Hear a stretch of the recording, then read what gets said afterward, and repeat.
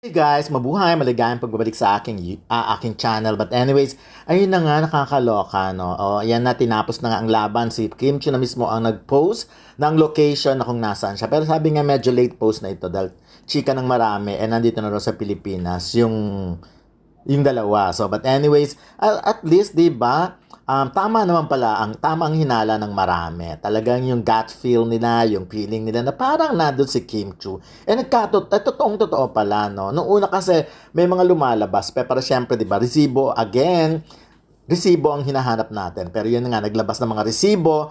At yun, actually, ito na lang yung mas pinili ko. Kasi naman, di ba, may mga lumabas din ng mga photos na nakatalikod si Kim or nasa location siya ng shooting ng movie ni Paolo Avellino and Nadine Lustre. Yung mga ganong tipo. Obvious naman na parang hindi dapat kasi hindi siya masyadong nire-repost kasi syempre private moment yon. Yung iba kasi doon, di ba, like yung bosses niya, kuha yon ng isa sa mga kasama sa eksena, di ba? Sabi niya nga, naranasan din niya maging artista pero ang hirap pala. Pero habang nag-video siya, I'm sure intentional niya na makapture din. Pero nahiya pa nga siya, dapat nga video na. Pero syempre, ganun talaga, respect.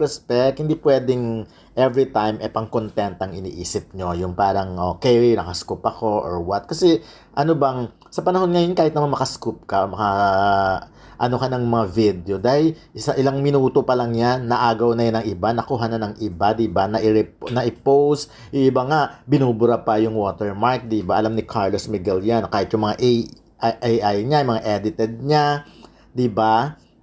Ginagawa rin ganon. Pero alam mo, because of, kay Kim talaga, na makikita mo talaga kung gaano kabuti, gaano siya kabait na tao. Can you imagine talagang every time talaga, isa sa mga bagay na, ang laki ng influence niya sa maraming fans na kahit nga kasi diba, alam naman natin dugong Chinese si Kim, pero kita mo naman very religious talaga siya. So, what's the use nga naman of going to Paris, France kung hindi ka rin magsimba? Dapat i-take advantage mo yung mga ganyang opportunity. But I'm sure hindi naman first. Pero yun nga, pinagdududahan na nila, it's not Kim Chu's hand kasi medyo malaki daw siya. Unlike yung kamay ni Kim Chu, very mahaba pero maliit, di ba? Yung pang girl na girl, ito parang kay Paolo Avellino daw yun. So, anyways, ayan. So, may mga idea na rin daw yung iba kung ano ang pinag-aralan ni Kim Chu, kung ano ang kinuha niyang, kung anong short course na kinuha niya,